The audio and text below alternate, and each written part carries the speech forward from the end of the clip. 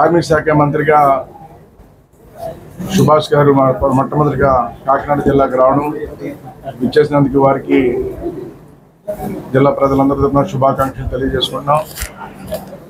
అదేవిధంగా కార్మిక శాఖ మంత్రి అనేది ఈ రాష్ట్రంలో ముఖ్యమైన శాఖ. అలాంటి శాఖని గత ప్రభుత్వం నిర్లక్ష్యం చేసింది. ఎందుకంటే కార్మిక శాఖ గురించి చెప్పాలంటే తెలుగుదేశం పార్టీ స్థాపించిన తర్వాత ఎన్టీ రామారావు గారు తన జెండాలోనే రూపొందించారండి కార్మికుల గురించి. తను రూపొందించిన జెండాలో చూసారో లేదో మీరు అందరికీ తెలుసు, రైతు బాగుంటే రాష్ట్రం బాగుంటుందని నాగులో ఎంచుకున్నారైనా. ప్రతి ఒక్కరికి ఇల్లు ఉండాలని చెప్పి ఇల్లు, అదేవిధంగా ఈ రాష్ట్రంలో కార్మికుడు ముఖ్య పాత్ర పోషిస్తాడు, కార్మికుడు బాగుంటని రాష్ట్రం బాగుంటుందని వాళ్ళ చక్రం ఆ మూడు కలిపి పార్టీ జెండాని స్థాపించడం జరిగింది. స్థాపించిన తర్వాత దాన్ని పాటించారు కూడా తెలుగుదేశం పార్టీ. రైతు కోసం పనిచేసింది ప్రభుత్వం, ప్రతి ఒక్కరికి ఇల్లు ఉండాలని పనిచేసింది ప్రభుత్వం. అదేవిధంగా కార్మిక శాఖ కూడా చాలా ప్రతిష్టాత్మకంగా పనిచేసింది. ఆ రోజున ఎక్కడైతే కార్మికుడు పనిచేస్తున్నాడో పనికి తగ్గ వేతన ఇప్పించడం, వేతన ఇప్పించినప్పుడు కూడా ఆ కార్మికులకి ఏదైనా యాక్సిడెంట్ అయినా ఏదైనప్పుడు కూడా యజమానులు కూడా సరైన సహకారం అందించకపోతే వాళ్ళతో మాట్లాడి సంప్రదింపులు చేసి వాళ్ళకి న్యాయం చేయించిన కుటుంబాలకి. అదేవిధంగా చనిపోతే యజమాని ఇవ్వడమే కాదు నష్టం, ప్రభుత్వం కూడా సహకరించాలని చంద్రన్న బీమా పెట్టి అందరిని ఆదుకోవడం జరిగింది, మీ అందరికీ తెలుసు.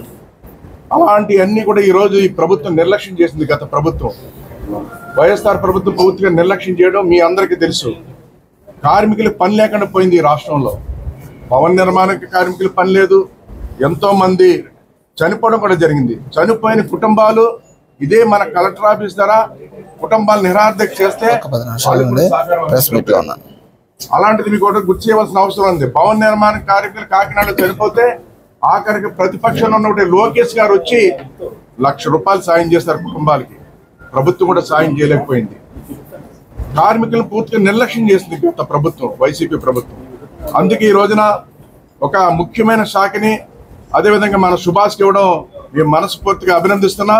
రేపు భవిష్యత్తులో ఈ రాష్ట్రంలో కార్మిక శాఖలకి కార్మికులకి అదేవిధంగా ఏదైతే సమస్యలు ఉన్నాయో అన్ని కూడా తిరిగి తెలుసుకుంటాడు.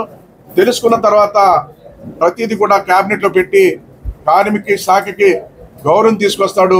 కార్మికులు న్యాయం జరుగుతుంది. చంద్రన బీమా మళ్ళీ ఎక్కడ చంద్రన బీమాలు పెండింగ్ ఉన్నాయో, ఎక్కడైతే ఆగిపోయినాయో అన్నీ కూడా మళ్ళీ అది అందరికీ అందేలా చేస్తారు.